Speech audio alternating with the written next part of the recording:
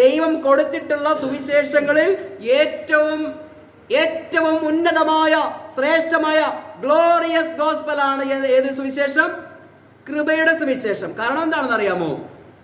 ദൈവത്തിന്റെ പല കാലങ്ങളിലുമുള്ള സുവിശേഷങ്ങളിൽ ചില പ്രവൃത്തികളും ചില കർമാചാരങ്ങളും രക്ഷയ്ക്ക് വേണ്ടി വളരെ പ്രയത്നം കഴിക്കുക ആവശ്യമായിരുന്നുവെങ്കിൽ, കൃപായുഗത്തിലെ സുവിശേഷത്തിൽ നമ്മൾ മല കയറണ്ട, ശയനപ്രദർശനം ചെയ്യണ്ട, ശൂലം വായിൽ കുത്തേണ്ട, ഇതര പ്രവൃത്തികളൊന്നും ദേശാടനങ്ങളൊന്നും നടത്തേണ്ട, ഇരിക്കുന്ന ഇരിപ്പിൽ കേൾക്കുന്ന സുവിശേഷം വിശ്വസിച്ചാൽ നിങ്ങൾക്ക് സ്വർഗത്തിലേക്ക് പോകാവുന്ന ഒരു എസ്കലേറ്റർ സുവിശേഷം ദൈവം നമുക്ക് നൽകിയിരിക്കുകയാണ്.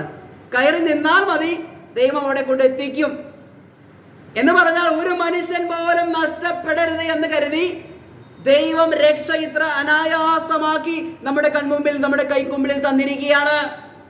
ആ സുവിശേഷത്തെ കുറിച്ച് പൗലോസ് പറയുകയാണ്, ആർക്കെങ്കിലും ഈ സുവിശേഷം മനസ്സിലാകുന്നില്ലെങ്കിൽ, മറഞ്ഞിരിക്കുന്നുവെങ്കിൽ അവർ നാശത്തിലേക്ക് പോകുന്നവരായതുകൊണ്ടാണ്, അല്ലെങ്കിൽ അവർ നശിച്ചു പോകുന്നവർക്ക് തുല്യരാണ്.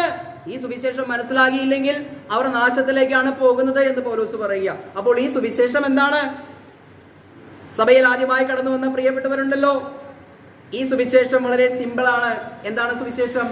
കർത്താവായ യേശു ക്രിസ്തു എന്റെയും നിങ്ങളുടെയും പാപത്തിന് പരിഹാരമായി കാൽവരി കുരിശിൽ യാഗമായി തീർന്നു, മരിച്ചു, അടക്കപ്പെട്ടു, ഉയർത്തെഴുന്നേറ്റു.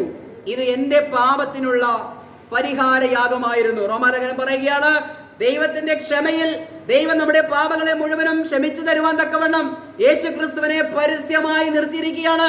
വിശ്വസിക്കുന്നവർക്ക് പൂർണ്ണമായി രക്ഷ പ്രാപിക്കുവാൻ പ്രവൃത്തിയാലല്ല, വിശ്വാസത്താൽ തന്നെ രക്ഷ പ്രാപിക്കുവാനുള്ള ഒരു മഹത്വമേറിയ സുവിശേഷം.